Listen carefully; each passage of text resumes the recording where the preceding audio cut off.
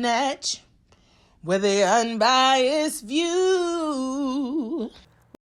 What's going on, guys? It's your girl Angie Snatch coming at you with another episode of An Unbiased Truth. Welcome back to the Snatch Gang, and hello to all my new subscribers. Today, we're going to talk about the Grandmaster Jay conviction. Now, as you know, Grandmaster Jay, aka John Fitzgerald Johnson, the leader of NFAC, was recently convicted by a jury in Kentucky on 2 federal counts. One count of assaulting, resisting, impeding law enforcement while in the line of duty, and one count of brandishing a firearm. Now, I know that some people were confused because it feels like this hearing came out of nowhere. Well, we weren't able to watch the actual trial. Now, that was a federal case, and most federal cases are not publicized. However, I went back through my documents and I went through episode 27 on this channel, and I found that this trial date had been set since last year. So what you see on your screen is a joint status report filed by both the prosecution and the defense. On the top, you see in red, it says November 9th, 2021. This joint status report, they proposed a trial date of the week of April 18th or the week of April 25th. Then on November 18th, the judge came back with an actual order in the case. So what the judge is saying here, under line 5, hearing.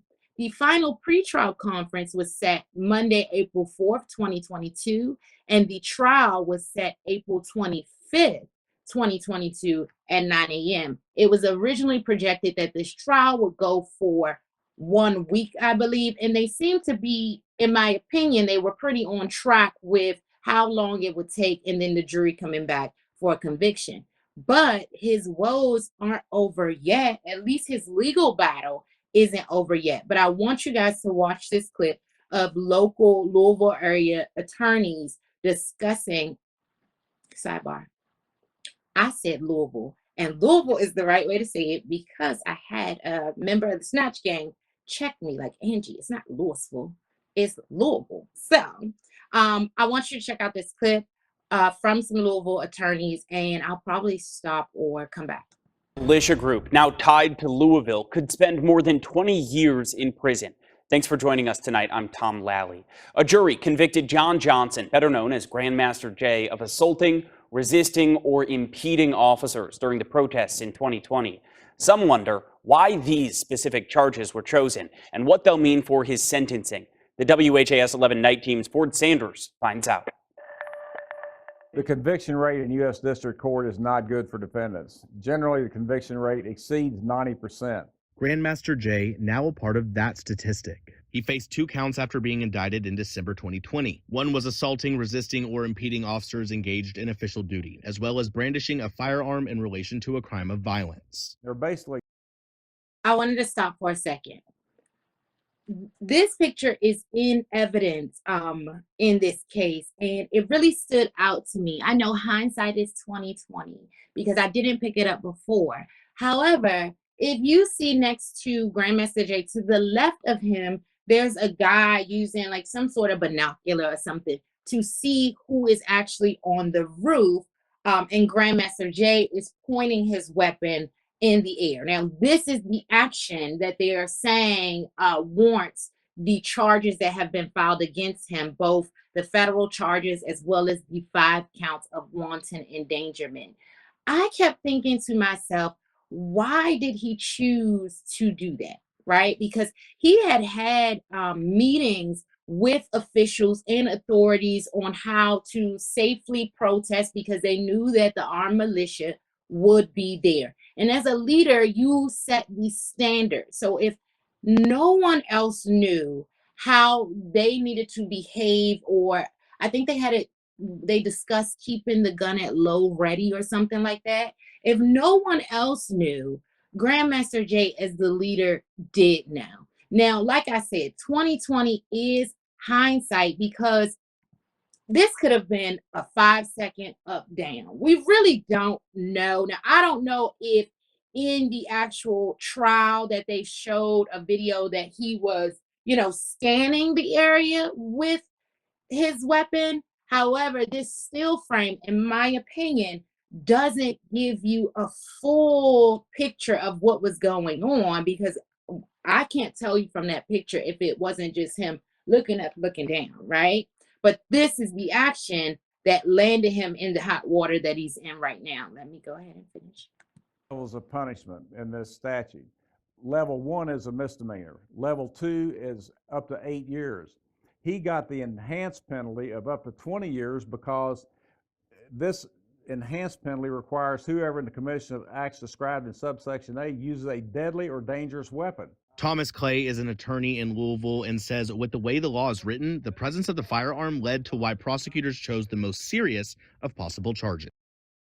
I gotta pause one time.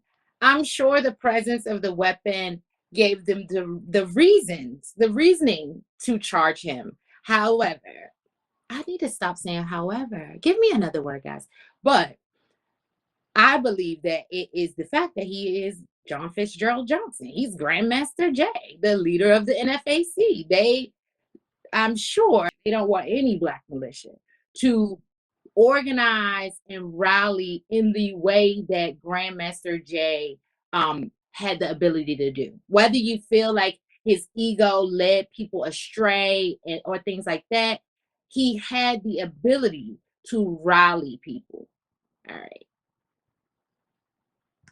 Jeffersonville, Indiana attorney Larry Wilder says there is also another layer to that first count, and that comes down to who was actually on the roof. Add the layer of the federal officers. You add the layer of the gun, and then it becomes the federal officer enhances it. So what happens when it comes to conviction? The jury of 16 sat in on. Wait, did you guys hear that? The federal officer enhances it. So that's why he has the wanton endangerment and then those 2 federal counts, because it wasn't just Louisville, Kentucky officers on the roof. There were actual federal officers on the roof. And if you go back to my episode 27, you'll see that that original complaint was filed by an FBI agent. On all 4 days of the trial, hearing witnesses, being shown evidence, and hearing Grandmaster J testify. The benefit of going to trial in front of a jury is the jury hears the evidence and they decide which side they believe. And when it came to the makeup of the jury, well, they were mostly white, and lawyers tell me that this isn't necessarily uncommon for federal trials. Jefferson County, Kentucky. So much for a jury of your peers. Greater Louisville, there's a lot fewer minorities. There's a concentration. When you get to the federal courts, and the federal district encompasses such a large area of a not so diverse state, then you're going to get a primarily white jury. Both Wilder and Clay tell me it's not unusual for federal trials to pull outside of the county it's happening in, which then means a lesser chance of diversity in the jury. For the sentencing, both lawyers tell me that is based on a number of factors like criminal history, employment status, amongst others. There's going to be a lot of argument that's going to be made to mitigate. In a federal trial, it is not common. It is not uncommon for the jury not to be diverse. However, there is a majority of Black and brown Americans that are incarcerated, and the jury is supposed to be a jury of your peers. The potential sentence, and the judge has the ability to do that. We're seeing that in Washington, D.C. right now with the insurrection, January 6th insurrection prosecutions. Clay saying it could be likely Johnson will see a minimum of 7 years. In Louisville, Ford Sanders, WHS 11, on your side.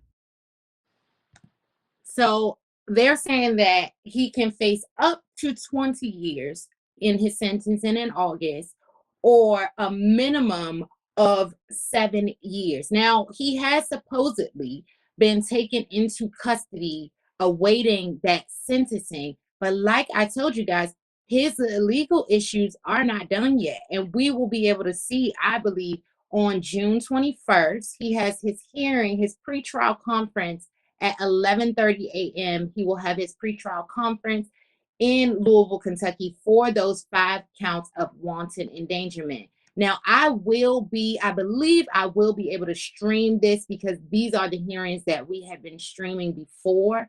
I'm really curious about how this will play out, only because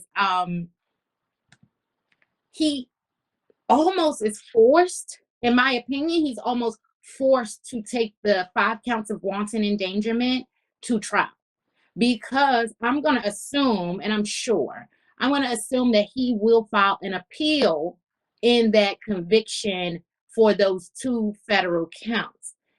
But these are all stemming, remember, from the same actions. So by him being convicted of the federal counts, even if in those 5 counts of wanton endangerment, he took a plea deal for reckless behavior, right? He would still be asserting that those 2 counts that jury just convicted him of were accurate and just, because any plea deal in the wanton endangerment case will be saying, and an admission that he acted wrongly, that he did put these officers in danger, that he did break the law. So he kind of is in a corner where he will have to take this to trial. I couldn't see how he could take a plea deal in the wanton endangerment charges and still be able to appeal the federal charges. And I know all of the NFAC members out there are pushing for him to appeal that case because he is facing a minimum of 7 years. It's worth an appeal. Now, I know that also because the donations have not stopped as far as the Grandmaster J Legal Defense Fund. He has raised $254,000. So far, 27 people just donated as I'm refreshing the page. Let me see some of the top ones that they have. Robert, I stand with Grandmaster J, $50. Kenneth Wilder, $100. Thank you for standing on the front lines. Nicole Moore, $1,044. No weapon that is formed against thee shall prosper. So his support has not wavered from any members of NFAC. Also, the general public that may not be members of NFAC, but are really intrigued or enthralled in the things that Grandmaster J discussed as far as organization and things like that. I do believe that what he did, see, part of me feels like he did take those actions.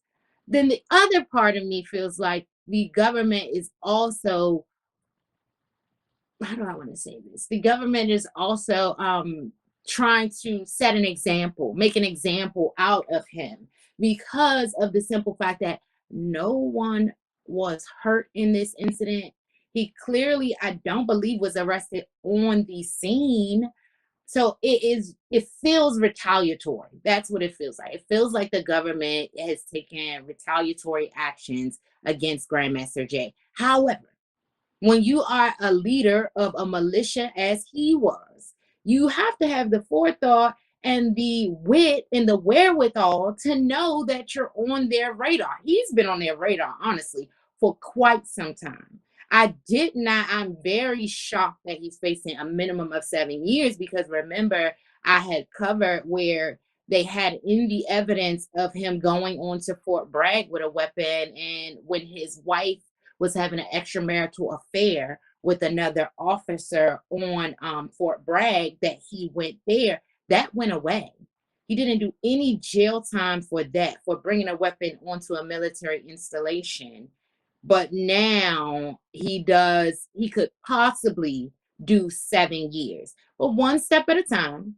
We know that he has a conviction coming in August. And now we know that he still will have to come back June 21st at 11:30 a.m. to face those 5 counts of wanton endangerment.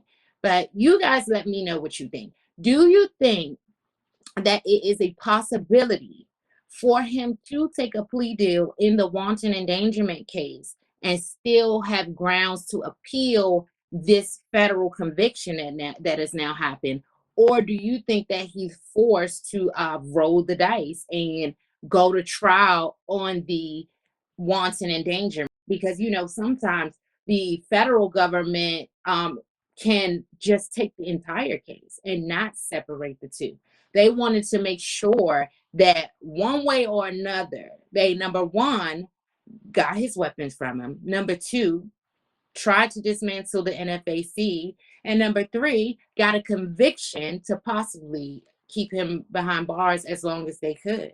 But one thing about Grandmaster Jay, from what I've seen, that even behind bars, he's gonna be a problem. He knows how to rally people. So we'll see. You guys let me know in the comments what you think. Don't forget to like, share, comment, subscribe, and all that good stuff. All right, guys, it's your girl, Angie Snatch.